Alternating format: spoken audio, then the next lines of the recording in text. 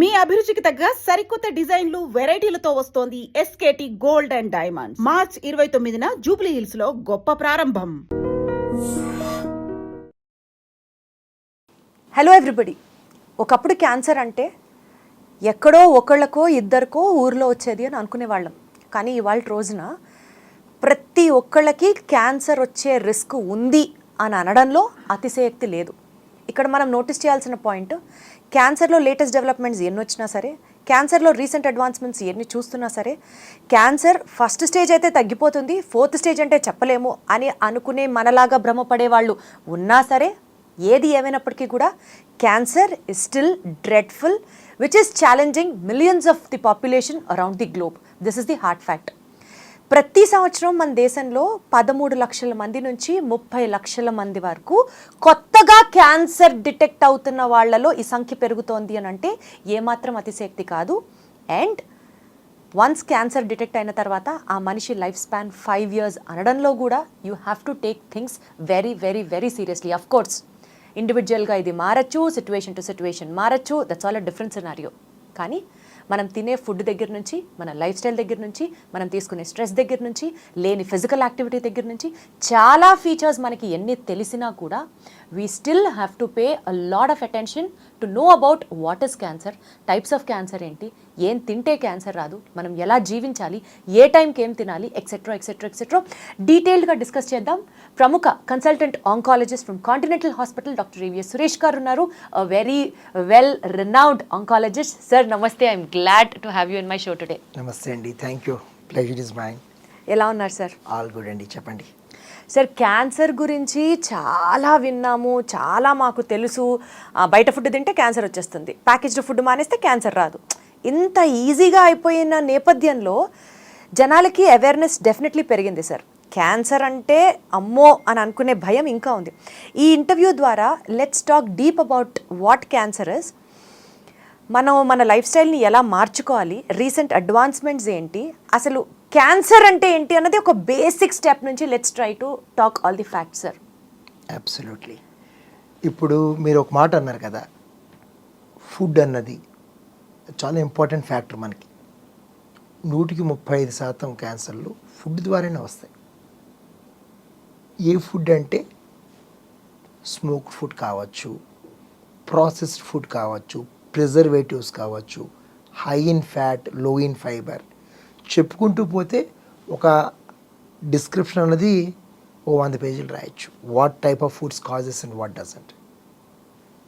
ఒక్క ఇంగ్రీడియంట్ అంటే ఉత్తి ప్రాసెస్డ్ ఫుడ్ మానేస్తే నాకు క్యాన్సర్ రాదు, నేను బార్బిక్యూ ఫుడ్ తినకపోతే నాకు రాదు అనుకోవడం కూడా తప్పే. It's like A symphony. ఒక మంచి మ్యూజిక్ రావాలంటే 10 వాయిద్యాలు కలిపితే కానీ ఎట్లాగైతే రాదు, ఒక క్యాన్సర్ రాకుండా ఉండాలంటే అన్నీ కూడా మనకు అలా సంపాదనలో ఉండాలి. ఏ ఒక్కటి తేడా వచ్చినా సరే కూడా బేస్డ్ అపాన్ ఇట్స్ కంట్రిబ్యూషన్ మన బాడీ మీద ఇంపాక్ట్ని బట్టి మీకు దాని యొక్క డిసడ్వాంటేజ్ ఉంటుంది. అంటే ఫ్యూ మ్యూజిక్స్ ఉన్నాయనుకోండి, ఫ్యూ టోన్స్, ఒక పర్టికులర్ ఇన్స్ట్రుమెంట్ డామినెంట్గా ఉంటుంది. అలాగే మన బాడీలో కూడా కొన్ని డామినెంట్ పార్ట్స్ ఉంటాయి. అది ఎప్పుడైతే అబ్నార్మాలిటీకి వచ్చిందో then the balance will go out and you start having abnormal cells. దాన్ని మనం క్యాన్సర్ కణాలని చెప్పిన కూడా. సార్, ఒక బేసిక్ లేమన్ లాంగ్వేజ్గా మాట్లాడతాను సార్. క్యాన్సర్ అన్నది ఒక కామన్ పర్సన్కి అండర్స్టాండింగ్ ఎట్లుంటుందంటే, a cell has to undergo cell division.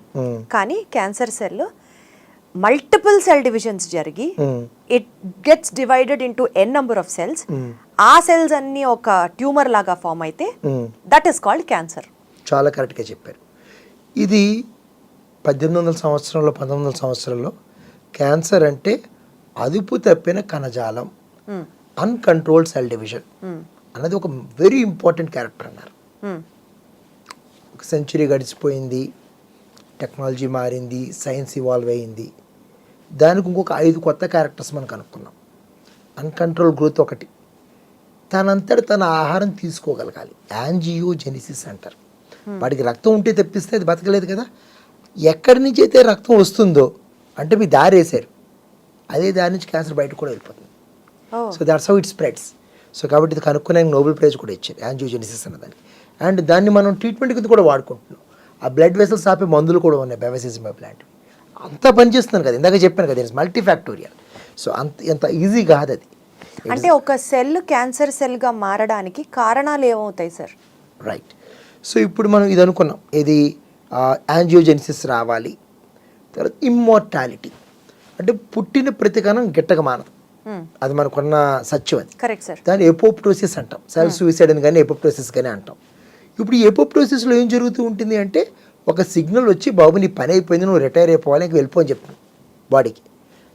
Cancer cells అది ఉండదు, so they don't die. Okay. 4వ ముఖ్యమైన లక్షణం ఏంటి? దే స్ప్రెడ్ ఆల్ ఓవర్, ఒక చోట కూర్చో, అన్ని చోట్ల పెరుగుతూ ఉంటాయి. సో ఇదంతా కూడా ఏంటంటే ఒక కణం పెరుగుతున్న కొద్దీ కొత్త కొత్త చెడు లక్షణాలను అలవాటు చేసుకుంటూ ఉంటుంది. వీటిని ఎక్విజిషన్ ఆఫ్ న్యూ క్యారెక్టర్స్ కానీ మ్యూటేషన్స్ అని చెప్పి కానీ అంటూ ఉంటాం. ఇలా జరుగుతున్న కొద్దీ క్యాన్సర్ మొండిగా తయారవుతూ ఉంటుంది. సో ఆ మొండి క్యాన్సర్ అన్నది తొలి దశలో కూడా మొండిగా ఉండొచ్చు, ఆఖరి దశలోకి వెళ్ళిన తర్వాత మొండి తప్పచ్చు. అది మనం ఈ క్యాన్సర్ ఇలాగే ఉండాలని చెప్పి మనం చెప్పడానికి లేదు. ఇంకొకటి ఏమని, సెల్ అన్నది క్యాన్సర్ కింద ఎలా మారుతుంది అని. ఒక నార్మల్ హెల్దీ సెల్ క్యాన్సర్ కింద ఎలా మారుతుంది? ఇప్పుడు మనం సెల్ డివిజన్ని ఒక కారు వెళ్ళడంతో పోల్చుకుందాం. ఓకే. ఒక సెల్ 2 సెల్స్ కింద వెళ్ళాలి అంటే నేను ఇక్కడి నుంచి ఇక్కడికి వెళ్ళాలి అంటే కారులో ఏం చేస్తాను, యాక్సిలరేటర్ ప్రెస్ చేస్తాను. రైట్. అక్కడికి వెళ్ళిన తర్వాత ఏం చేస్తాను, నా డెస్టినేషన్ వస్తుంది, నేను బ్రేక్ కొడతాను.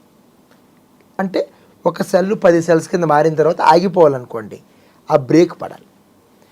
ఈ యాక్సిలరేటర్ని ప్రోటో ఆంకోజీన్స్ అంటాం. అందరికీ ఉంటాయి ఇవి ప్రోటో ఆంకోజీన్స్. ప్రోటో ఆంకోజీన్స్ అంటే క్యాన్సర్ని ప్రమోట్ చేసేటువంటి జీన్.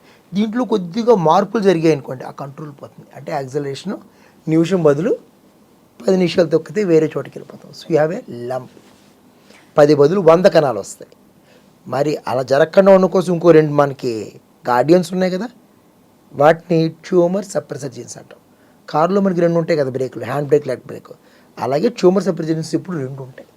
అంటే మన బాడీ చాలా వెల్ డిజైన్డ్ బాడీ. అంటే we have proto oncogenes as well as tumour suppressor jeans.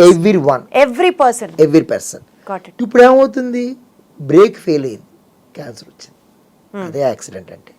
అంటే ఏంటి, ఈ ట్యూమర్ సప్రెసర్ జీన్స్ ఎప్పుడు పేరెంట్స్ నుంచి వస్తాయి. అచ్చా. డిఫెక్టివ్ బ్రేక్స్ వచ్చాయి అనుకోండి, ఎర్లీగా క్యాన్సర్ వస్తుంది. అలా కాకుండా మన ఆరోగ్యాన్ని మనం పాడు చేసుకున్నాం అనుకోండి, అప్పుడు క్యాన్సర్ వస్తుంది. అంటే ఆల్కహాల్ స్మోకింగ్ మూలంగా ఈ బ్రేకులు ఫెయిల్ అవుతాయి. ప్రోటో ఆంకోజీన్ అంటే క్యాన్సర్ పెరిగేటటువంటి విధానం వేరు ఉంటుంది, ట్యూమర్ సప్రెసర్ జీన్స్లో ఉండే విధానం వేరే ఉంటుంది. అంటే మన అందరిలో క్యాన్సర్ ప్రమోషన్ జీన్స్ ఉన్నాయి, అందరికీ ఉంటాయి. దాన్ని మనం అనవసరంగా స్టిమ్యులేట్ చేస్తేనే క్యాన్సర్ వస్తుంది. Right sir. సో అసలు ఎలాంటి ఫ్యాక్టర్స్ ఆ ప్రోటో ఆంకోజీన్స్ ని స్టిమ్యులేట్ చేస్తాయి, తద్వారా మనకి క్యాన్సర్ వస్తుంది? లేదంటే రెండోది కూడా అనుకున్నాక tumour suppressor genes. Correct. Tumour suppressor genes సాధారణంగా హెరిడిటరీ అవుతాయి, హెరిడిటరీ అండ్ జెనెటిక్. తల్లిదండ్రుల నుంచి పిల్లలకి అట్లా వచ్చే అవకాశం ఉంటాయి. అది వేరే రకమైన సైన్స్, ఇది వేరే రకమైన. పర్సంటేజ్ లో మాట్లాడుకుందాం సార్. ప్రోటో ఆంకోజీన్స్ వల్ల వచ్చే క్యాన్సర్ ఎంత పర్సంటేజ్ ఉంటుంది? క్యాన్సర్ సప్రెసెంట్ జీన్స్ వల్ల జెనెటికల్ గా వచ్చే క్యాన్సర్ లో ఎంత పర్సంటేజ్ ఉంటుంది? ఈ proto oncogene and tumour suppressor genes కలిపి ఉన్నవి, దాన్ని కూడా మనం మాట్లాడుకోవాలి. అవి ఒక 40 ఉంటాయి. ఒక 30 దాకా మనకి ఓన్లీ ప్రోటో ఆంకోజీన్స్ వల్ల వస్తాయి. ఒక 10-20 దాకా ట్యూమర్ సప్రెసర్ జీన్స్ వల్ల వస్తాయి. It's a combination. ఒక 20-30-40 combined and 10 towards the tumour suppressor. అంటే సార్ టెక్నికల్ గా నేను చెప్పట్లేదు, మీరు చెప్పిన దాంట్లోంచి ఒక జస్ట్ అర్థం చేసుకోవడానికి ప్రయత్నిస్తున్నాను. Correct me if I am wrong. Proto oncogenes నుంచి వచ్చే క్యాన్సర్ శాతం ఎక్కువ కొంచెము. ఎస్. అంటే మన లైఫ్ స్టైల్ చేంజెస్ వల్ల మనమే దాన్ని యాక్సలరేట్ చేసుకొని తెచ్చుకుంటున్నాము ఇస్ ది ఇన్ఫరెన్స్. పర్ఫెక్ట్. ఇంకా అంతకన్నా బాగా చెప్పలేం. రైట్. So perfect. సో ఇది ఎందుకు స్టిమ్యులేట్ అవుతుంది అంటే అందరికీ తెలిసినవే, కనీసం 1,00,000 సార్లు విని ఉంటారు ఈ మాటలు. Smoking 30%, food 35%, sun exposure, excess and light 2 కూడా, వైరల్ ఇన్ఫెక్షన్స్, హెపటైటిస్ బీసీ వల్ల కూడా క్యాన్సర్ వస్తుంది, హ్యూమన్ ప్యాపిలోమా వైరస్ వల్ల క్యాన్సర్ వస్తుంది. సో ఈ ప్రోటో ఆంకోజీన్స్ని ఆంకోజీన్ కింద మనకి మార్చి క్యాన్సర్ తీసుకొచ్చేటటువంటివి కొన్ని నోన్ థింగ్స్ ఉన్నాయి. ఇవంతా కూడా అక్వైర్డ్స్. ఒక అద్భుతమైన స్టేట్మెంట్ ఉందండి, పుస్తకంలో రాశారు, genetics load the gun, and lifestyle pull the trigger. అందరికీ మీరు అన్నారు కదా, అందరికీ ప్రోటో ఆంకోజీలు ఉన్నాయి, ట్యూమర్ సెపరేషన్స్ ఉన్నాయి. మన లైఫ్ స్టైల్తో మనం పాడు చేసుకుంటాం. కొంతమంది దురదృష్టవంతులు ఉంటారు, చిన్నపిల్లలకు వచ్చే క్యాన్సర్ అవన్నీ, అవి తల్లిదండ్రుల నుంచి వచ్చిన బ్రేక్ ఫెయిల్యూర్స్. అందరికీ వస్తాయని కాదు, వస్తే దురదృష్టం అంతే. Absolutely sir. సార్ ఇప్పుడు మీరు చెప్పిన దాంట్లో స్మోకింగ్ అన్నారు, ఆల్కహాల్ అన్నారు, మిగతావన్నీ మీరు చెప్పినవి ఇన్ఫెక్షన్స్. అవునండి. ఈ స్మోకింగ్ డ్రింకింగ్ కట్ చేసుకుంటే క్యాన్సర్ రాదు అని అంటే మేబీ అది కూడా చాలా యాక్టివ్గా ఎనర్జెటిక్గా ఉంది వినడానికి. అబ్సల్యూట్లీ అండి. అంటే మీరు 75% స్మోకింగ్, ఆల్కహాల్, తర్వాత వైరల్ ఇన్ఫెక్షన్స్ ప్రివెంటబుల్. అంటే అన్నంత మాత్రాన స్ట్రెస్ అన్నది కూడా ఒక కారణం. ఇవి రెండు కూడా, ఈ మూడు కూడా ఇండీడ్ ఎందుకు చేస్తాయి క్యాన్సర్ అంటే it is going to increase the oxidative stress. ఎప్పుడైతే స్ట్రెస్ వచ్చిందో అప్పుడు జెనెటిక్ డ్యామేజ్ జరుగుతుంది. జెనెటిక్ డ్యామేజ్ ఎప్పుడైతే జరుగుతుందో అది ప్రోటో ఆంకోజెన్ క్యాన్సర్ కింద మారుతుంది. So root cause is stress on the cell level. Sir ఒక కామన్ నానుడి మాట్లాడుకుందాం సార్. యూజువల్గా నాకు అనిపిస్తూ ఉంటుంది, కోవిడ్ అప్పుడు కూడా నేను ఇది చాలా గమనించాను. మనకి జ్వరం వచ్చింది అనుకుందాం, ఫర్ ఎగ్జాంపుల్, జ్వరం మనల్ని ఏం చేస్తుందిలే. సపోజ్ కోవిడ్ పాజిటివ్ వచ్చింది, జ్వరం ఉంది, దగ్గుతున్నాము, ఎక్సెట్రా ఇవన్నీ బోల్డ్ చూసాం, వస్తుంది వెళ్ళింది అని ఈజీగా తీసుకున్న వాళ్ళు చనిపోయిన కేసెస్ని కూడా మనం చూసాం. అవునండి.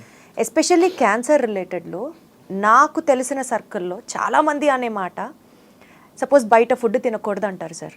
బయట ఫుడ్ తినకూడదు, ఇంట్లో చేసుకున్న ఫుడ్డే హెల్దీ, హైజెనిక్, ఎక్సెట్రా.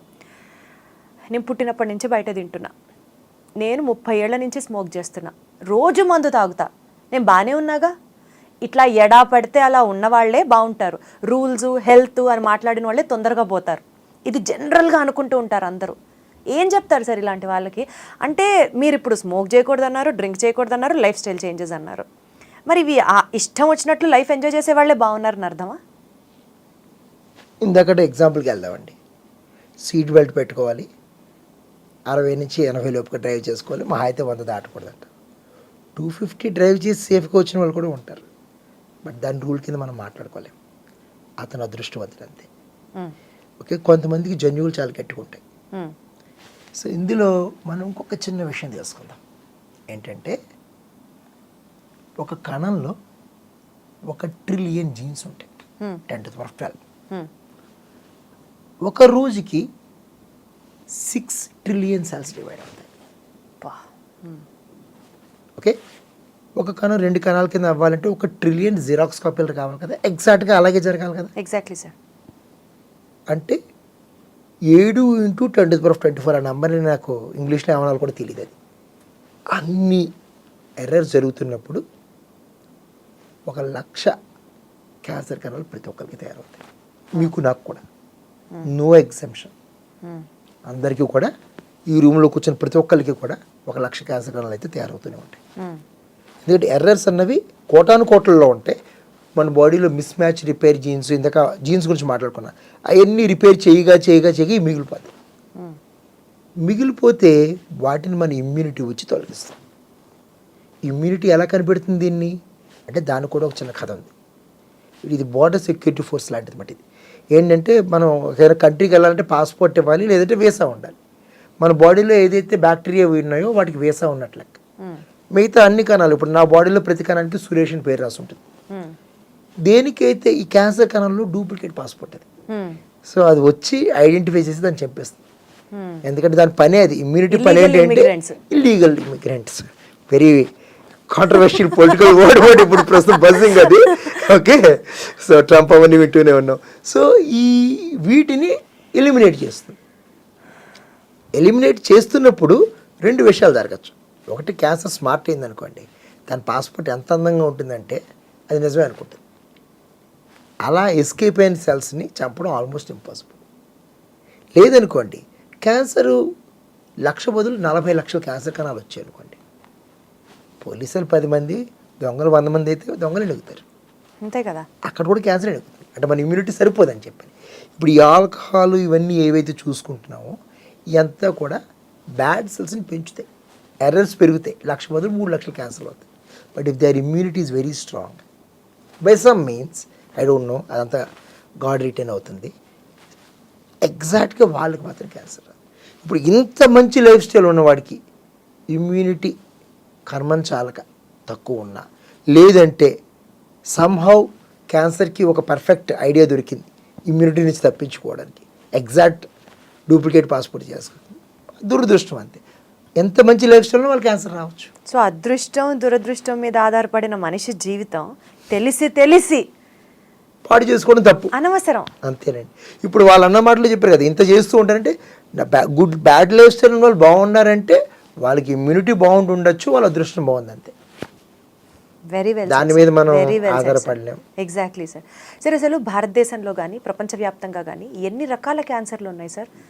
ప్రతి ఆర్గాన్కి క్యాన్సర్ రావచ్చండి. అబ్బా, కొన్ని వేల కొద్దీ ఉంటాయి ఆ రకాలు చూసుకుంటుంటే. ఒక్కొక్క ఆర్గాన్లో కూడా కనీసం ఒక 20-30 రకాలు ఉంటాయి. చిన్న ఎగ్జాంపుల్ చెప్తాను. ప్రోస్టేట్ అని చెప్పని గ్రంథి ఉంటుందండి.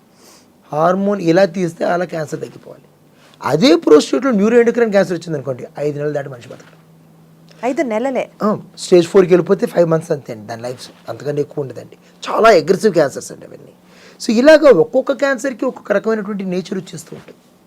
So stage, biology and response and immunity, ఈ యొక్క కలయికతో వచ్చిన అవుట్కమ్ ఏంటంటే క్యూర్ కానీ,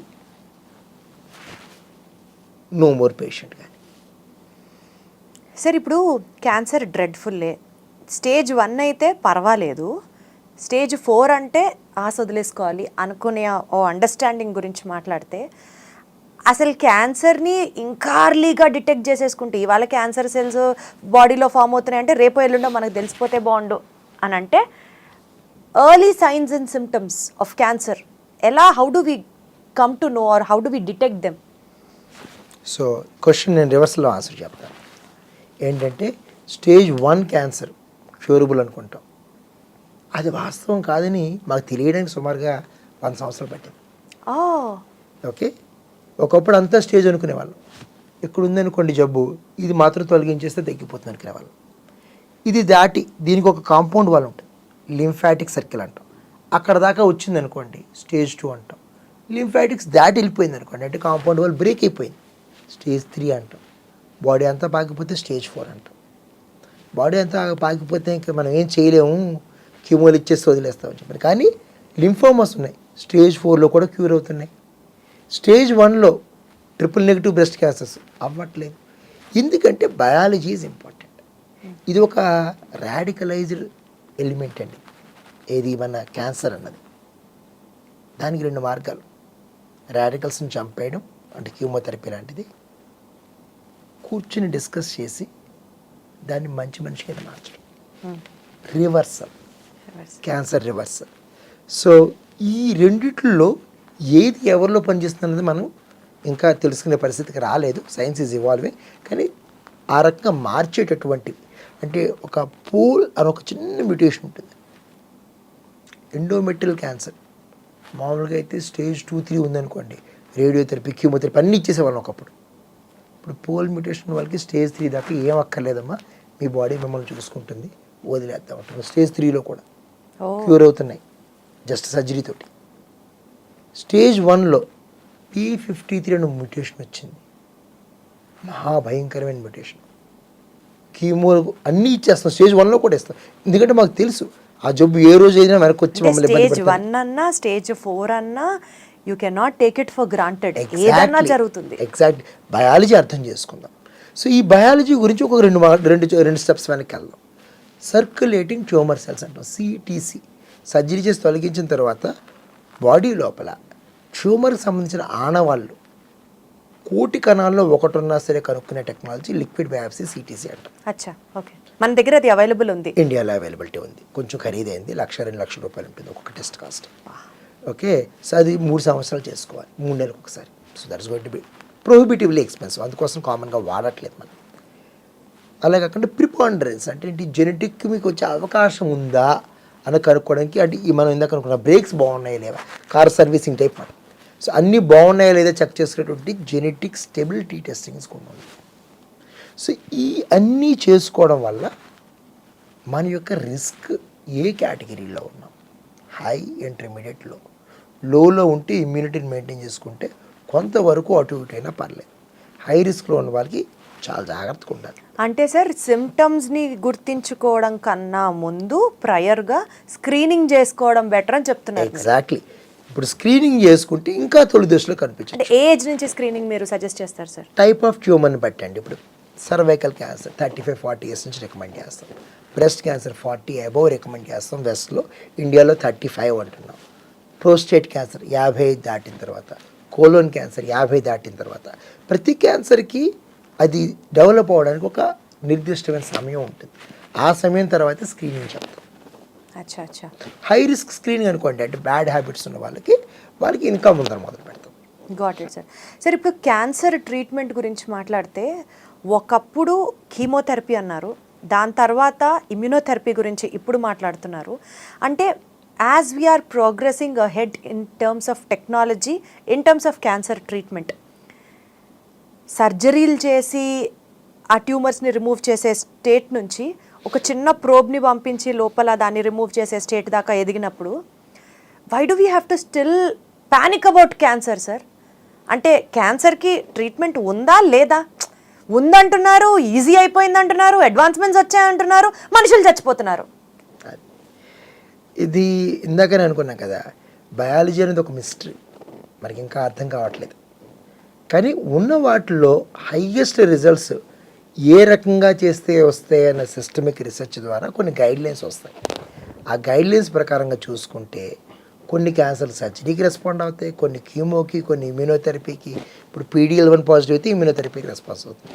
ERPR పాజిటివ్ కేసులు హార్మోన్ థెరపీకి రెస్పాన్స్ అవుతాయి. ఇలాగ ఒక రకమైనటువంటి ఫ్రేమ్వర్క్లో 100% అంటే మేము కూడా జ్యోతిష్యం టైప్లో చెప్పగలుగుతాం. 30% మేము కూడా తప్పవచ్చు, ఎందుకంటే it is beyond the science కాంప్రహెన్షన్కి చాలా బియాండ్ ఉంది. ఇదంతా కూడా 70% నిజం అవుతుంది, 30% we still lose, we accept. సరే, నాకు ఎప్పుడు అనిపిస్తుంది సార్, డాక్టర్ అయినా, ఎంత గొప్ప ఆంకో సర్జరీ అయినా or whatever it is, ఏ డాక్టర్ అయినా at the end of the day even he is human. Exactly అండి. ఒక కేసు ఓటీలో చేస్తున్నప్పుడు సపోజ్ ఒక ట్యూమర్ తీయాలి సార్, ఒక పెద్ద ట్యూమర్ ఉంది, దాన్ని తీయాలి ఒక డాక్టర్, ఆర్ ఒక ప్రాణాపాయ స్థితిలో ఉన్న ఒక క్యాన్సర్ పేషెంట్కి తిరిగి మళ్ళీ ప్రాణం పోయాలి అని అనుకుందాం. ఆ సర్జరీ జరిగేటప్పుడు సార్ డాక్టర్లు కూడా దేవుడికి దండం పెట్టుకుంటారా? ఖచ్చితంగా అండి, నేనైతే పెట్టుకుంటాను. సర్జన్ కాదు, కానీ రోజు దండం పెట్టుకుంటే కానీ వెళ్ళను. అందరికీ బాగుండాలని చెప్పని కోరుకోవడం అనేది ఒకటైతే, అంటే ఆ మనిషి ప్రాణం ఆ డాక్టర్ చేతిలో ఉంది సార్. చాలా వింతగా అనిపిస్తూ ఉంటుందండి. కొన్ని ఇన్ఫెక్షన్స్ వస్తూ ఉంటాయి, అది రాకూడదని కోరుకుంటూ పెట్టి తెప్పిస్తే మనం చేయడానికి ఏం లేదు. క్లీన్ రూమ్లో పెడతాం పేషెంట్ని. ఒక్క ఫంగస్ 0 ఇమ్యూనిటీ ఉన్నప్పుడు మనిషి ప్రాణాలు తీసుకున్న ఉదాహరణలు కనీసం 20 ఉంటాయండి నా లైఫ్లో. చెప్తారా సార్? ఒకటి చాలా ఉన్నాయి, including my own father's case. అంటే చాలా ఇబ్బందిగా ఉంటుంది. ఏంటంటే అంత సక్సెస్ అయిపోయింది, బాగుంది అనుకుంటాం, కరెక్ట్గా ఇమ్యూనిటీ బాడీలో సెటిల్ అవ్వడానికి 5 నెలలు పడుతుంది. 5 నెలల్లో ఒక చిన్న ఫంగస్ వచ్చిందంటే ఇంకంతే, ఆ పడ్డ ఆనందం అంతా కూడా నిమిషంలో ఆవిరైపోతుంది. పేషెంట్కి మాకు ఉన్న ఒక డైలమా ఏంటంటే, ఇప్పుడు బ్లాక్ ఫంగస్ లాంటిది వచ్చింది అనుకోండి, బోన్ మేరో ట్రాన్స్ప్లాంట్ తర్వాత అలా రోజు డిటీరియేట్ అవుతూ ఉంటారు, మందులు లేవు మా దగ్గర. ఆపాలి అంటే తప్పు చేసినట్టు అనిపిస్తుంది, కంటిన్యూ చేస్తే బాధ పెంచినట్టు అవుతుంది. ఏదో ఒక రోజు ఒక 1%లో బతుకుతారా అని చెప్పిన ఆశతో మనం ఉన్నాం అనుకోండి, 2 నెలలు ఎక్కువ బాధ పెట్టామా పేషెంట్ అని చెప్పని ఈ డెసిషన్స్ తీసుకోలేం. అప్పుడు అనుకుంటాం మాట, ఏదో ఒక దారి చూపించు, ఫ్యామిలీని నాకు ఒక గైడ్ చేయించేది చూపించి సమయం దాన్ని పెట్టుకుంటాం. ఏదో ఒక డెసిషన్ తీసుకోవాలి. అవుట్కమ్ అంటే ఓడిపోయి మ్యాచ్ ఆడినట్టు ఇది. ఇప్పుడు క్రికెట్లో కూడా చూస్తూ ఉంటాం కదా, ఇంకా ఆడక తప్పదు మనకి. చాలా ఇబ్బంది ఉంటుందండి, చాలా ఇబ్బంది. అందుకనే నా దృష్టిలో doctors are like equal to god sir.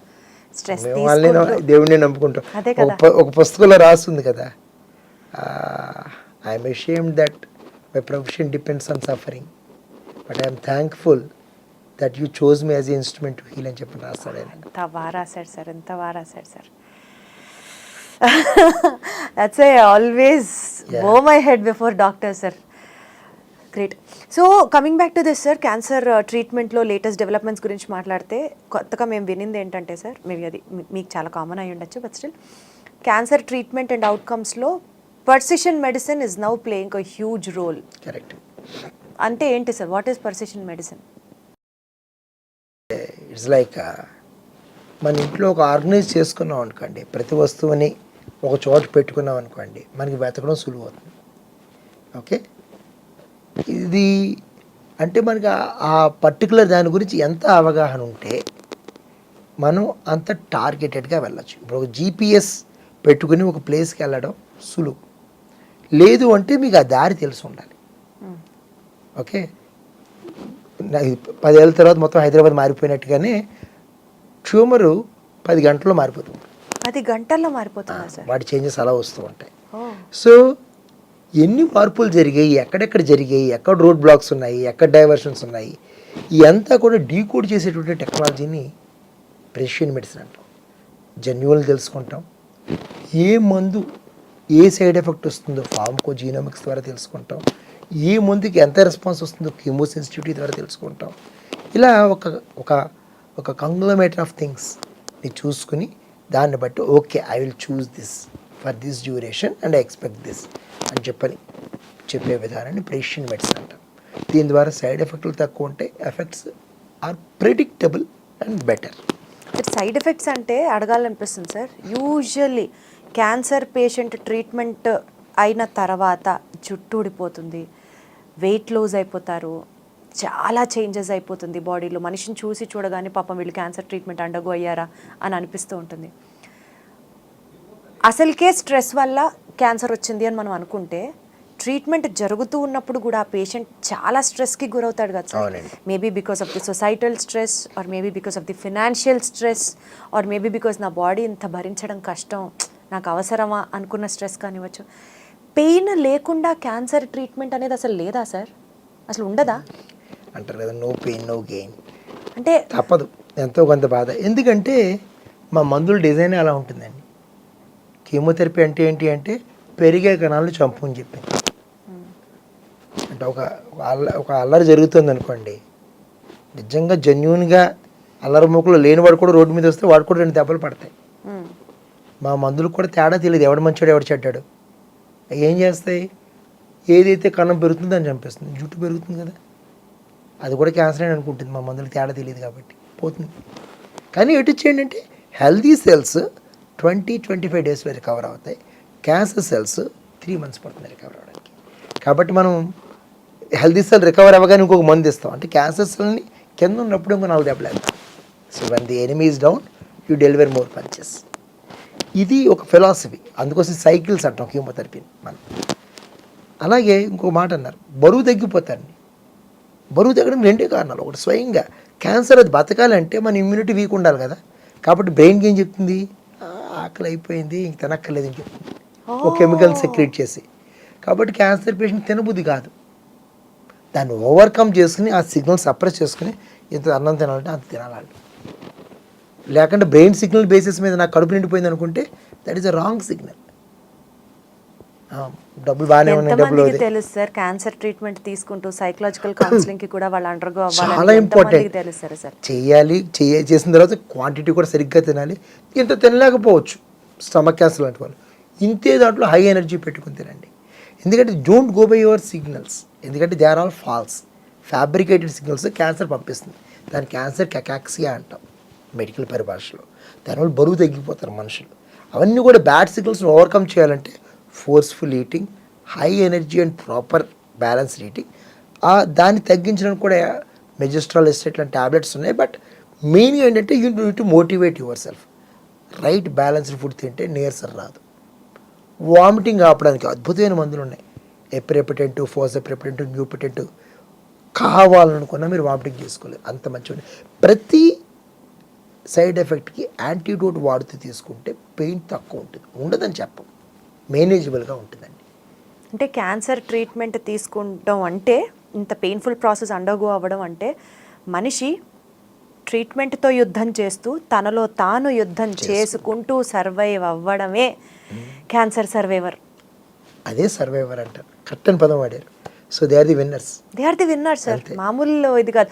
And ఈ జర్నీలో హెల్ప్ చేసిన ఫ్యామిలీ మెంబర్స్ అవ్వచ్చు, ఫ్రెండ్స్ అవ్వచ్చు, డాక్టర్స్ అవ్వచ్చు, వీళ్ళందరూ దేవుళ్ళే ఆ నిమిషానికి. అనుకున్నాం కదా ఇది T20 నెగ్గింది అనుకున్నాం కదా, అందులో పిచ్ క్యూరేటర్ దగ్గర నుంచి రాహుల్ ద్రవిడ్ దాకా అందరికీ ఉన్నట్టుగానే మేమందరూ కూడా బ్యాక్గ్రౌండ్లో పనిచేసే వాళ్ళం, ఎవరు డాక్టర్లు కానీ బాబోయ్, ఎవరైనా. అబ్బా నెగ్గేది ఎప్పుడు బాబోయ్, విజయం అమ్మాయి అన్నది బాబోయ్. పేషెంట్ విజయం సాధిస్తారు క్యాన్సర్ మీద. కరెక్టే కదా సార్. అంతే కదండి, మనం అంతా మన రోల్ ప్లే చేస్తాం అంతే. సార్ అందులో ఒకసారి క్యాన్సర్ వచ్చి తగ్గిన తర్వాత మళ్ళీ ఇంకా క్యాన్సర్ రాకుండా ఉంటుంది అని చెప్పచ్చా హాయిగా? కష్టం, ఎందుకంటే your body is prone for it. అందుకోసం మొదటిసారి క్యాన్సర్ వచ్చిందిగా, అంటే అయితే ఇమ్యూనిటీ తక్కువ లేకపోతే ఎర్రర్స్ ఎక్కువ. ఒకవేళ కనుక మనం ఆ ఎర్రర్ ఎందుకు వచ్చిందో కనిపెట్టి దాన్ని క్లియర్ చేస్తే, ఇమ్యూనిటీని కరెక్ట్గా చేసుకున్న లైఫ్ స్టైల్ మారితే చాలామందికి రాకపోవచ్చు. ఓకే, 5 ఏళ్ళ దాకా క్యాన్సర్ రాకపోతే క్యూర్ అయిందంట. 5 years దాకా క్యాన్సర్ రాకపోతే ఇంకా మళ్ళీ రాదు క్యాన్సర్ అంతే అంటామండి. ఒకవేళ వచ్చిన కొత్త క్యాన్సర్ అవుతుంది. సార్ ఇప్పుడు ఈ రకంగా వచ్చేది ఓకే ఫైన్, కొన్నిసార్లు క్యాన్సర్ని నిర్మూలించడానికి సర్జరీలు చేస్తారు కదా, చేసినప్పుడు కూడా ఎక్కడన్నా బాడీలో ఒక చిన్న క్యాన్సర్ ముక్క ఉండిపోతే అది మళ్ళీ గ్రో అవుతుంది అని అంటారు. అంటే అప్పుడు తప్పిదం డాక్టర్లేదే అవుతుందా? ముందుగా మ్యాక్సిమం పాసిబుల్ వెతకడానికి ప్రయత్నం చేస్తాం, పెట్ స్కాన్ లాంటివి చేస్తాం, కొన్నిసార్లు బ్లడ్ టెస్టులు చేస్తాం. బ్లడ్ టెస్ట్లో కూడా క్యాన్సర్ తెలుస్తుందా సార్? అంటే క్యాన్సర్ ఎక్కడున్న కెమికల్ రిలీజ్ చేస్తుంది అది. ఇప్పుడు CA-125 ఓవేరియన్ క్యాన్సర్ ఎక్కడ దాక్కున్నా దాని లక్షణం అది. అంటే ఏంటి, ఇప్పుడు ఏదైతే కుళ్ళిపోయిందో అది వాసన ఎట్లాగైతే వస్తుందో, క్యాన్సర్ ఉంటే దాని యొక్క కెమికల్ బయట ఎలా కనిపిస్తూ ఉంటుంది. సో అలాగా 1కి 4 సార్లు స్క్రీన్ చేస్తాం. అంతా తర్వాత కూడా మిగిలిపోతే అదృష్టం అని కూడా ఇందాక చెప్పాను కదా. సో నోకులు ఉంటే ఉంటారు. సార్ యా సార్, ఇప్పుడు లేటెస్ట్గా artificial intelligence has also creeped into medicine. అవునండి. Not only for software programming or etc., it has also has a very decent role in the fields of medicine. So cancer ki artificial intelligence ఏ రకంగా help అవుతుంది in terms of detection to treatment to surgical procedures? Artificial intelligence role ఏంటి sir? మీరు చెప్పిన సీక్వెన్స్లోనే వెళ్దాం. Detection అన్నారు, cancer detection అన్నది అది ఒకప్పుడు ఒక జీన్స్ ఇందాక అనుకున్నా కదా, 10⁻12 జీన్స్ అనుకున్నాం కదా. అంటే 1 ట్రిలియన్, అంటే అది రాయడానికి మనకి సరిపోదు. జీన్స్ యొక్క అనాలిసిస్ చేయడానికి హ్యూమన్ జీనోమ్ ప్రాజెక్ట్లో మొట్టమొదట కంప్యూటర్ పవర్స్ తక్కువ ఉన్నప్పుడు 11 సంవత్సరాలు పట్టింది. ఇప్పుడు 11 రోజుల్లో మేము జీన్ రిపోర్ట్ ఇవ్వగలం. 11 రోజుల్లో ఇవ్వడం వల్ల అడ్వాంటేజ్ ఏముంది? ఫస్ట్ ఆఫ్ ఆల్ స్టేజ్ మారదు, అంతే కదండి, టైం సేవ్ అవుతుంది. కాస్ట్ ఆఫ్ పేషెంట్ సఫరింగ్ కూడా తగ్గుతుంది. కాస్ట్ ఒకప్పుడు ఇదే జెనెటిక్ టెస్టింగ్ హ్యూమన్ జీనోమ్ ప్రాజెక్ట్కి $20 బిలియన్ ఖర్చు అయింది, ఇప్పుడు 20,000 rupees. Wonderful sir, wonderful. So this all because of the advancements in the computing you call artificial intelligence. అలాగే ఇంటి దగ్గర పేషెంట్ ఉన్నాడు, నాజియా వచ్చింది, వాచ్ ఐఎమ్ సీయింగ్ యూ, అవి కానీ రింగ్స్ కానీ, that's also smart ring. Okay, interesting. Okay, good. So you have 2 ways to monitor yourself. Okay, ఇవన్నీ ఏంటంటే నాజియా ప్రెడిక్షను, ఫాల్ ప్రెడిక్షను ఇవన్నీ చెప్తుంటే I can make them more comfortable. So ప్రతి నిమిషం నేను పేషెంట్ పాల్స్ మీద చేపెట్టి కూర్చోలేను. So you have sensors which are attached and part of your body. అవి ఇప్పుడు రింగ్ అంటే మనకి జీవనశైలి భాగం అంతే అది. అలాగే స్పెసిఫిక్ టార్గెటెడ్గా మనం ఒక డ్రగ్ అని కూడా తయారు చేసుకోవచ్చు. CAR-T సెల్ థెరపీ, ఇదంతా కూడా అడ్వాన్స్మెంట్ ఇన్ ది ఇంజనీరింగ్లో వచ్చింది.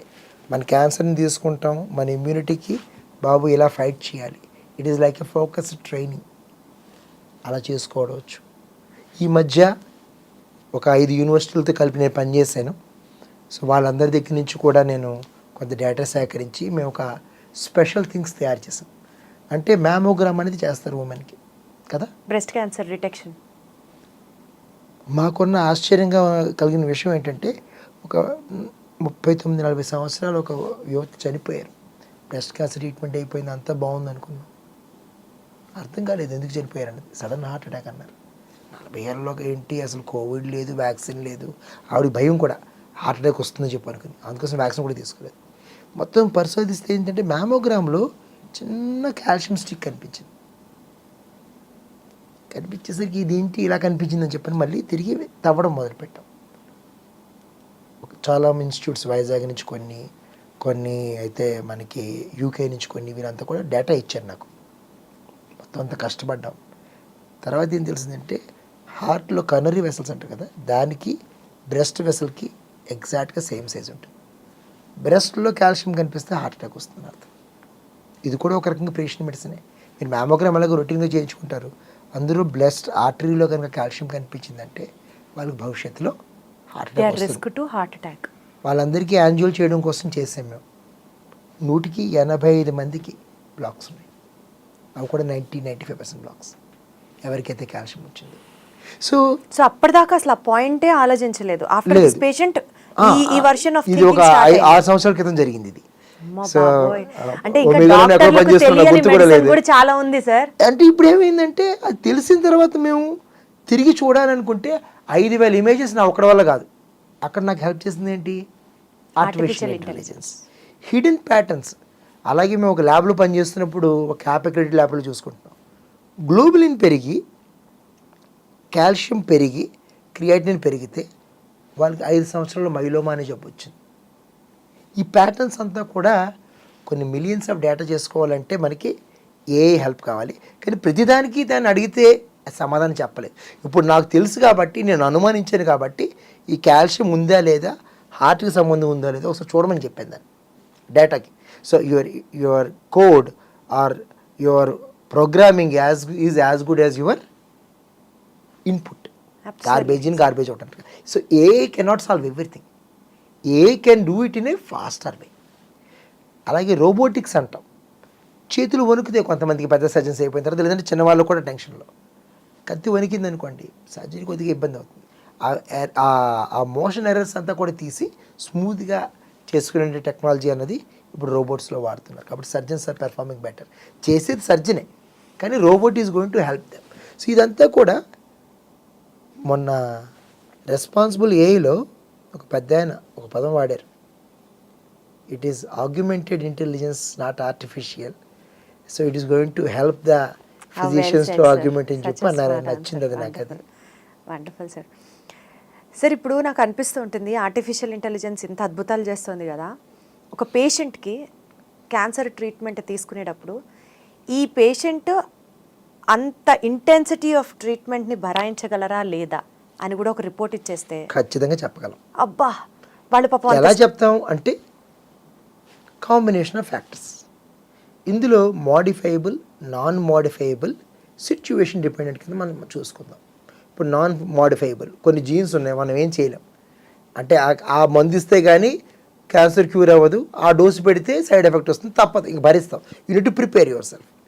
మోడిఫైబుల్, ఈ రకమైన మోడిఫికేషన్ చేస్తే ఎక్కువ సక్సెస్ వస్తుంది, అది చేయడం ద్వారా కూడా మనకి సక్సెస్ అనేది అచీవ్ చేయొచ్చు. మూడోది సిచ్యువేషన్ డిపెండెంట్. ఈ రెండింటిని కూడా మనం ప్రిపేర్ చేసుకుంటే you are going to achieve what you told. Very nice to hear sir. Sir correct me if I'm wrong, because నాకు డెఫినెట్లీ మీ అంత నాలెడ్జ్ లేదు, తెలీదు, బట్ స్టిల్ అర్థమైంది దాని ప్రకారం. కీమోథెరపీ చేస్తే, రేడియేషన్ ఇస్తే క్యాన్సర్ సెల్స్ ఎక్కడున్నాయో మనకి తెలీదు, సో మొత్తం కీమోథెరపీ చేస్తారు. సో రేస్ బాడీ అంతా వెళ్తాయి, ఒక ఆర్గన్ మీదే పనిచేస్తుంది అని కాదు, మల్టిపుల్ ఆర్గన్స్ని ఎఫెక్ట్ చేస్తుంది.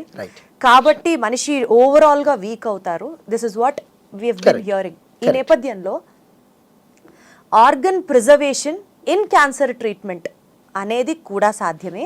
You can protect your organs while getting treated to cancer. Right అండి. అని అంటే అది ఎలా చేయాలి సార్? How do we do that? ముందర ఇన్సూరెన్స్లు రాసుకుంటావా ఆర్గన్ ప్రిజర్వేషన్ అంటే? అంటే ఆర్గన్ ప్రిజర్వేషన్ అంటే ఎట్లా ఉంటుందంటే అండి, ఇది ఇస్ బిట్ మోర్ కాంప్లెక్స్. ఇప్పుడు ఏదైనా పర్టికులర్ ఆర్గన్కి ఒక ఫంక్షన్ ఉంటుంది, ఆ ఫంక్షన్ మాత్రం ప్రిజర్వ్ చేస్తాం. అదా ఆర్గన్ ప్రిజర్వేషన్ అంటే. అంటే ఇప్పుడు కిడ్నీ ఉందనుకోండి, ట్యూమర్ ఎక్కడో పైపోల్ మీద ఉంది, మొత్తం కిడ్నీ తీయడం దేనికి? జస్ట్ ఆ ట్యూమర్ని తొలగించామనుకోండి, function of the kidney is preserved. క్యాన్సర్ని ఇప్పుడు అలా వదిలేయలేం. అలాగే ఇప్పుడు ఓకల్ కార్డులో క్యాన్సర్ ఉంది, సో ఫంక్షన్ ఏంటి? ఓకల్ కార్డుతో మాట్లాడటం. 2 రకాలు చేసుకోవచ్చు. ఎర్లీగా స్ట్రిప్ ఆఫ్ చేసుకున్నట్టయితే సర్జరీతో కూడా ఆర్గన్ ప్రిజర్వ్ చేసుకోవచ్చు, లేదంటే రేడియేషన్ ఇచ్చి కాల్ చేస్తాం, మొత్తం ట్యూమర్ అంతా కరిగిపోతుంది. సో ఇలాగా ఒక ఆర్గాన్ని దాని యొక్క ఫంక్షనాలిటీ మారిపోకుండా, ఇప్పుడు లింబ్ కన్జర్వేషన్ అంటాం, లింబులో యొక్క ట్యూమర్ ఉంది, ఒకప్పుడు ఇక్కడ తీసేసేవాళ్ళు కాదు, అలా కాకుండా ఇప్పుడు ట్యూమర్ మాత్రమే తీస్తున్నారు, మిగిలిన దానికి రేడియేషన్ పెడుతున్నారు. We are using the combinations to achieve the best results. Sir ఒక పేషెంట్కి, క్యాన్సర్ పేషెంట్కి రేడియేషన్ ఇవ్వాలా, కీమోథెరపీ ఇవ్వాలా, ఇమ్యునోథెరపీ చేయాలా, సర్జరీ చేయాలా అన్నది ఎలా తెలుస్తుంది సార్? స్టేజ్ని పెట్టండి. అచ్చా. ఎర్లీ స్టేజ్లో సర్జరీ సరిపోవచ్చు, టైప్ని బట్టి. కొన్నిటిలో ఎర్లీ స్టేజ్లో కూడా ఉత్తి కీమో సరిపోవచ్చు, అట్లా ఉంటాయండి. సార్ ఇప్పుడు సర్వికల్ క్యాన్సర్ ఒకప్పుడు ఒక ఎరా మొత్తం క్యాన్సర్ క్యాన్సర్ క్యాన్సర్ అని మాట్లాడారు, తర్వాత బ్రెస్ట్ క్యాన్సర్ అని మాట్లాడారు. ఇప్పుడు నడుస్తున్న ఎరా అంతా people are stressing more about cervical cancer. అవునండి.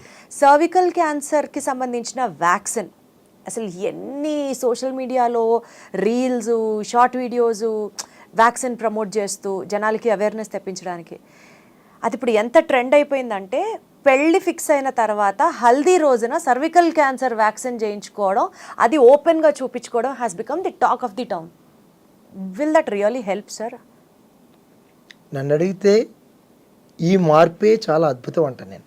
చాలా ఆనందం. ఎందుకంటే సర్వికల్ క్యాన్సర్ అనేది 100% ప్రివెంటబుల్ క్యాన్సర్ కేటగిరీలో నేను దాన్ని చూస్తాను. హెచ్పివి, హ్యూమన్ ప్యాపిలోమా వైరస్ అన్నది ఎప్పుడైతే ఒక స్త్రీకి సర్విక్స్ దగ్గరికి వెళ్ళి కూర్చుంటుందో అక్కడి నుంచి అది ఒక డ్యామేజింగ్ అన్నది, ఒక హాని చేయడం మొదలు పెడుతుంది. సర్విసైటిస్ అంటాం. బాడీ రిపేర్ చేసుకోవడానికి ప్రయత్నం చేస్తుంది, అది మళ్ళీ హాని చేస్తుంది, మళ్ళీ రిపేర్ చేస్తుంది. అంటే ఒక గోడని 10 సార్లు బద్దలు కొట్టి 10 సార్లు రిపేర్ చేస్తే పునాదులు ఏదో ఒకరోజు వీక్ అయిపోక తప్ప, అండ్ ఇట్ విల్ కొలాప్స్. అలా రిపేర్ డ్యామేజ్లు ఏదో ఒకరోజు క్యాన్సర్ వస్తుంది. సాధారణంగా పురుషుడి నుంచి స్త్రీకి వస్తుంది ఈ సర్వైకల్ హెచ్పివి అన్నది.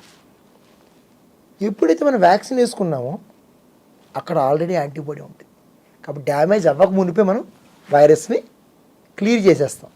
అంటే you don't allow it to happen. అంటే మనకి మీరు హల్దీ అన్నారు, హల్దీకి, మ్యారేజ్కి, తర్వాత హస్బెండ్ వైఫ్ రిలేషన్షిప్కి ఉన్న మధ్యలో గ్యాప్ అన్నది తగినంత ఉంటే, అంటే 3 నెలల దాకా ఉంటే the intended purpose is solved. అంటే ఒక డోస్ వేసుకున్న తర్వాత దానికి యాంటీబాడీస్ వచ్చాయంటే, ఒకవేళ పొరపాటున మెయిల్ నుంచి వచ్చిన 3 monthsకి యాంటీబాడీస్ వస్తాయి అని చెప్పి మొదలవుతాయి. 6 నెలలకి పీక్లో ఉంటాయి. అప్పుడు బూస్టర్ వేస్తే లైఫ్ లాంగ్ ఉండిపోతాయి. అచ్చా. సో కాబట్టి 026 కానీ 016 కానీ వేస్తాం.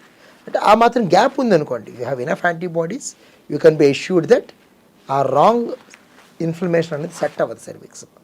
సరే, ఆడవాళ్ళకి ఎక్కువ వస్తుందా క్యాన్సర్, మగవాళ్ళకి ఎక్కువ వస్తుందా? సర్వికల్ క్యాన్సర్ కేవలం ఆడవాళ్ళకి మాత్రమే వస్తుంది ఆబ్వియస్లీ, కానీ హెచ్పివి మూలంగా మగవాళ్ళకి కూడా క్యాన్సర్ వస్తుంది.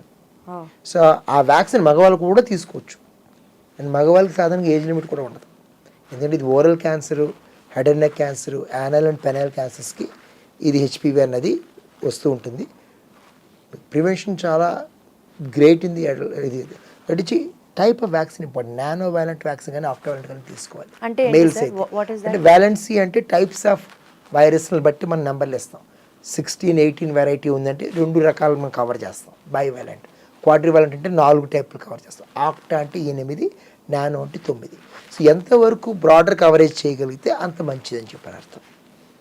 Got it sir. అసలు వ్యాక్సిన్స్ గురించి మాట్లాడదాం సార్. ప్రివెన్షన్ అంటున్నాం కాబట్టి what are the vaccines should we take to prevent cancer and ఏ ఏజ్లో తీసుకోవాలి? వ్యాక్సిన్స్ 2 రకాలు. ఒకటి ప్రివెంటింగ్ ది క్యాన్సర్, మీరు అన్నట్టుగా హెచ్పివి. నన్ను అడిగితే మినార్కి తర్వాత తీసుకోవడం బెస్ట్. ఎప్పుడైతే గర్ల్స్ అవుతారు, బాయ్స్ ఎప్పుడు తీసుకున్నా పర్వాలేదు. Sooner the better. చిన్నప్పుడు ఇమ్యూనిటీ గట్టిగా ఉంటుంది, 2 డోసులు చాలు. ఒక్కసారి మనం పెద్ద కొద్ది ఇమ్యూనిటీ తగ్గుతుంది కాబట్టి మనకి ఇంకా ఎక్కువ డోసులు తీసుకోవాల్సిన అవసరం అనేది పడుతూ ఉంటుంది. So sooner the better. HPV is one of the strong things I recommend. Got it sir. అలాగే హెపటైటిస్ బి, లివర్ క్యాన్సర్ ఆపుతూ ఉంటుంది. హెపటైటిస్ సి కూడా కొత్తగా వ్యాక్సిన్ వస్తుంది, అది కూడా లివర్ క్యాన్సర్ మనకి తగ్గించే అవకాశాలు ఉంటాయి. థెరపటిక్ వ్యాక్సిన్స్ అని కొన్ని ఉంటాయి. అంటే ఏంటి, మన బాడీలో ఇమ్యూనిటీని తీసుకుని ట్యూమర్ బయటికి తీసుకుని ఇచ్చే ట్రీట్మెంట్ వ్యాక్సిన్స్. డెండ్రియాన్, డెండ్రైటిక్ సెల్ థెరపీస్ ఇలాంటివి. ఇవి కూడా వచ్చిన తర్వాత, క్యాన్సర్ వచ్చిన తర్వాత తీసుకోవాల్సినవి. సో ఇది గ్రాస్గా వ్యాక్సినేషన్. అంటే సార్ మనకి ప్రివెంట్ చేయడానికి వ్యాక్సిన్స్ ఉన్నాయి, వచ్చిన తర్వాత ఎదుర్కోవడానికి వ్యాక్సిన్స్ ఉన్నాయి. What are we to say about the cost effectiveness of the medicine sir? Sir preventive vaccine is 100% successful. ఎందుకంటే సర్వైకల్ క్యాన్సర్ ప్రతి 8 మందిలో ఒకరికి వస్తుందండి. అదే నేను కాస్ట్ గురించి మాట్లాడుతున్నాను. ఎకనామికల్ 8 మందిలో ఒకరికి వస్తుందండి. వ్యాక్సిన్ కాస్ట్ ఇండియన్ వ్యాక్సిన్ అయితే సీరం ఇన్స్టిట్యూట్ అయితే చేస్తుంది 2500, 3000 ఎంత ఉంది. 2 డోసులు అంటే 5000 రూపాయలు. 8 మంది ఉమెన్నే కవర్ చేయాలంటే 40,000 రూపాయలు. అందులో ఒకళ్ళు క్యాన్సర్ ఖచ్చితంగా వస్తుంది కదా, క్యాన్సర్ ట్రీట్మెంట్కి 5 లక్షలు అవుతుంది. అంటే 40,000 నేను పెట్టి, ఇప్పుడు నేను ఒక బిజినెస్ మాట్లాడితే 50,000 పెట్టి 5 లక్షలు సేవ్ చేసినట్టే కదండి. It's up to people to decide అంతే. అంతే కదండి. సఫరింగ్ నేను మాట్లాడట్లేదు, దట్ ఈస్ నాన్ క్వాంటిఫైబుల్. ఎంత బాధపడతారు ఒక స్త్రీ అన్నది ఫ్యామిలీకి ఒక మూలాధారం. అంటే ఆవిడ మీదే ఆధారపడి పొద్దున్న తిండి దగ్గర నుంచి కష్టాలు పంచుకోవడం దగ్గర నుంచి ఏమైనా సరే తను లేకపోతే ఫ్యామిలీ ఉండదు. తను లేకపోవడం అనేది చాలా పెద్ద మాట అంటున్నాను నేను. 3 నెలలు లేకపోయినా కష్టమే మనకి ట్రీట్మెంట్, ఎందుకంటే అంత డిపెండెన్సీ ఉంది ఇంకా మన సొసైటీలో. అంతే కదండి. అది అలా that is a good thing actually. We have lot of emotions and bondings to share. వాళ్ళు బాధపడితే మనం కూడా బాధపడతాం, అదే నెగిటివ్ కూడా అవుతుంది. ఎందుకంటే ఎక్కడ ఫ్యామిలీ బాధపడుతుందో అని చెప్పని ఆడవాళ్ళు ఒక పట్టణ జబ్బు ఉందని చెప్పరు, అంతా లోపలగానే తీసేసుకుంటారు. అందుకోసం అడ్వాన్స్ స్టేజ్కి వెళ్ళిపోతూ ఉంటారు, చెప్పరు వాళ్ళు. అంటే చెప్తే బాధపడతారని చెప్పి అనుకుని అది ఇంకా ఎక్కువ నెగిటివ్ లూప్లోకి వెళ్ళిపోతూ ఉంటుంది అన్నమాట. అది అండర్స్టాండబుల్ సార్, అర్థమవుతుంది సార్. ఒక 2 కామన్ మిత్స్ జనాల్లో ఉన్నవి డిస్కస్ చేస్తాను సార్, దాంతో will conclude the interview today. First thing వచ్చేసి బయట ఫుడ్ తినకూడదు అంటారు, కానీ 5 స్టార్ హోటల్స్లో లేదా మంచి హైజెనిక్ ప్లేస్లో వాళ్ళు యానిమల్ ఆయిల్స్, వనస్పతిలు, డాల్డాలు వాడరు, మంచి refined sunflower oil are refined groundnut oil వాడతారు, చాలా హైజెనిక్గా గ్లవ్స్ వేసుకొని వంట చేస్తారు. అలాంటి చోట మేము తింటాము, సో మాకేం కాదు అంటారు. అలాంటి చోట తింటే క్యాన్సర్ రాదు, it is fine and happy. వాళ్ళు వాడిన ఆయిలే వాడరు, ఆ బ్లాక్ హైడ్రోకార్బన్స్ సెడిమెంట్ అయినవి వాళ్ళు యూస్ చేయరు. ఇట్లా ఎడ్యుకేషనల్గా వాళ్ళే చాలా ఇంటలెక్చువల్గా చెప్పి ఇలాంటి ప్లేస్కి వెళ్ళి మేము బయట తింటున్నాం అని చెప్తారు. అప్పుడు క్యాన్సర్ రాదా నిజంగా? అది సేఫేనా? అంటే ఫుడ్ వల్ల వచ్చే క్యాన్సర్లో ఉన్న 10 కారణాలు అనుకోండి, ఒక చిన్న ఎగ్జాంపుల్. 4 కారణాలు వాళ్ళు ఆపారు, మిగతా 5, 6 ఎక్కడున్నాయి? అంటే 5, 6 అంటే అందులో మైదా వాడాడు అనుకోండి, ఫైబర్ లేదనుకోండి, ఒక 10 గులాబ్ జాములు పెట్టాడు అనుకోండి, అది స్టార్ హోటల్లో ఉంటాయి కదా మాత్రం, అవి తిన్నాం అనుకోండి. హై షుగర్స్ కూడా మనకి కారణమే కదా. హై షుగర్స్ కూడా క్యాన్సర్ కారణమా sir? In the blood. Is it one of the very common reasons. It thrives on it. But అంటే షుగర్ మానేస్తే క్యాన్సర్ రాదని కాదు, షుగర్ పెరిగితే క్యాన్సర్ వస్తుందని. It is other way round. Okay, so very high sugars. So ఇంకొకటి preserved food. మీరు food preservative వాడతారు, అప్పటికప్పుడు ఏమీ చికెన్ మటన్ ఏమి అలాంటివి ఏమి తీసుకోరు కదా, అన్నింటిలోనూ ప్రిజర్వేటివ్ వాడుతున్నారు. ఓకే, ఫ్రెష్గా ఏమీ కట్ అవ్వవు కదా.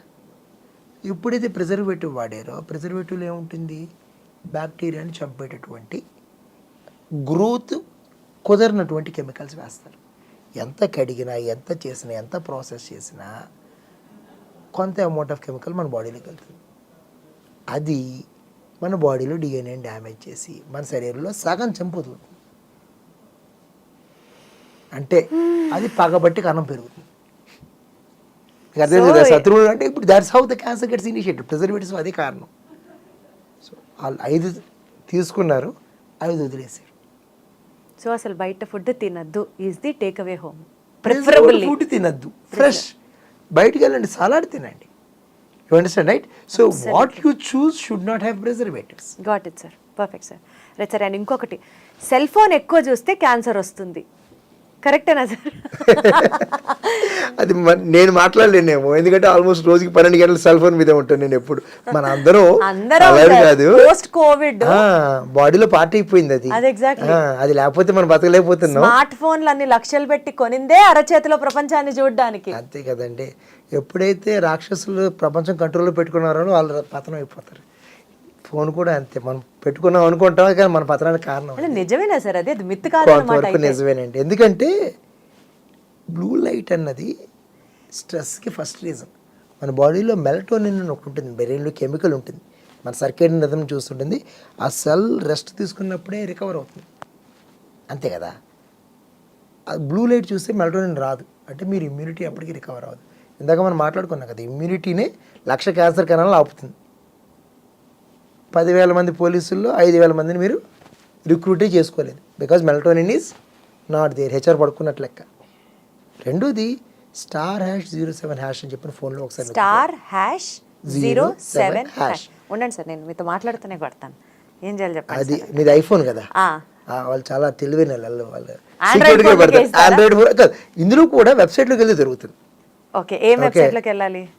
యాపిల్ వెబ్సైట్లో ఇస్తారు. ఓకే, కొట్టి చూడండి, తప్పే ఉంది మీకు. చెప్పండి సార్. *#07# అని కొడితే ఏమొచ్చింది, ఏం రాలేదా? It will take you to legal and regulatory అది ఇస్తాడు. దాని దగ్గర నుంచి వెళ్తే మీకు ఇస్తాడు. అందుకోసం డైరెక్ట్గా ఎవరని చెప్పాను, అది యాపిల్. ఐఫోన్. సో ఐఫోన్ మీది ఏ మోడల్ అండి? ఇది మీది 16 Pro Max. 16 Pro Max 1.1 అండి దాని వాల్యూ. నేను వెతుక్కుని కొనుక్కున్నాను అని చెప్పడం. సో ఇందులోకి వెళ్ళి ఏది టైప్ చేయాలి ఇప్పుడు? లీగల్ మీరు లేదంటే వెబ్సైట్లో గూగుల్లో వెళ్ళి కొట్టినా what is the sir value of iPhone 16 అంటే ఇచ్చేస్తుంది మీకు. సో మిగతా ఫోన్లో మ్యాండేటరీ, ఆండ్రాయిడ్లో అయితే what is it's sir value? SAR value అంటే ఒక నిమిషం పాటు ఆ ఫోన్ మీ దగ్గర పెట్టుకున్నప్పుడు అంత ఎనర్జీని, రేడియేషన్ని మీ బాడీకి అది ట్రాన్స్ఫర్ చేస్తుంది. కణాలు డ్యామేజ్ అవుతాయి. కణాలు డ్యామేజ్ అయితే మీరు శత్రువుని పెంచుతున్నారు అక్కడ. సో సార్ వాల్యూ ఎంత ఉంటే సేఫ్? <1 is okay. 0.5 to 1 ఉంటే 15-20 నిమిషాల పాటు మీ ఫోన్ పెట్టుకోవచ్చు. <0.5 ఉంటే అరగంట దాకా కూడా ఫోన్ మీ పక్కన పెట్టుకోవచ్చు. తర్వాత ఫోన్కి 2 అడుగులు బ్రేక్ ఇవ్వాలి, 2 అడుగులు దూరం ఇవ్వాలి, ఆపాలి. ఫోన్లో సినిమా చూడటం అనేది అత్యంత ప్రమాదకరమైంది. ఫస్ట్ బ్లూ లైట్, రెండోది సార్ ఇప్పుడు ఏదో వైట్ గ్లాసెస్ వచ్చేసాయి కదా సార్, వైట్ గ్లాసెస్లోనో లేకపోతే స్క్రీన్ గార్డ్ వైట్ వేసేసుకుంటే బ్లూ లైట్ని మనం ప్రివెంట్ చేస్తాము కొంతవరకు తగ్గుతుంది. అది చెప్పాను కదా, ఇంపాక్ట్ అయితే you cannot remove it of. Exactly. So కాబట్టి 2 రకాలు, ఇమ్యూనిటీ తగ్గడం, డ్యామేజ్ పెంచడం. సో మీ సార్ వాల్యూ కంట్రోల్లో ఉన్నంతసేపు, మీరు బ్రేక్ ఇచ్చినంతసేపు మొబైల్స్ ఆర్ సేఫ్. కానీ ఇవ్వలేం మనం, ఎడిక్టింగ్గా ఉంటాయి. But this is a very important screening factor. రోజుకి 12,000 అడుగులు వేసామా, ఎన్ని క్యాలరీలు తిన్నాము, దీంతో పాటు రోజుకి మన సార్ వాల్యూ ఎంత ఉందో కూడా చెక్ చేసుకోవాలి అన్నది అర్థమవుతుంది సార్. బట్ సార్ మీతో మాట్లాడిన ఈ conversation it seem to be so productive. చాలా సింప్లిఫై చేసి పెద్ద పెద్ద కాన్సెప్ట్స్ని కూడా మీరు అర్థమయ్యేటట్టు చెప్పారు సార్. ఐ మీన్ చాలా ఇన్ఫర్మేటివ్గా, నేనైతే చాలా తెలుసుకున్నానని అనుకుంటున్నాను మీతో మాట్లాడిన ఈ కాన్వర్జేషన్. ఇది డెఫినెట్లీ ప్రజలందరూ కూడా దాన్ని అర్థం చేసుకొని వి విష్ టు క్యాన్సర్ని ప్రివెంట్ చేయడానికి కానీ లైఫ్ స్టైల్ చేంజెస్ దగ్గర నుంచి ఏం తినాలి దగ్గర నుంచి ఒక అవగాహన పెరుగుతుంది అని అయితే అనుకుంటున్నాను సార్. రైట్ అండి, thank you so much sir. Thanks అండి. And for more videos, Please subscribe to iDream. Please subscribe to iDream. Please subscribe iDream. And please subscribe to iDream. For more videos, subscribe to iDream. please like, share and subscribe to the channel. Congratulations, iDream. subscribe to iDream. Subscribe to iDream. So subscribe to iDream Media. iDream ki iDream team andarki huge congratulations. Please subscribe iDream Media. Please subscribe to iDream. Subscribe iDream. Please subscribe to iDream. iDream అంటే నా కళల ఛానల్ను subscribe చేసుకున్న నోరు తిరుగుతలేదు, మీరైతే గంట గుర్తు కొట్టండి. For more such videos, please subscribe to iDream.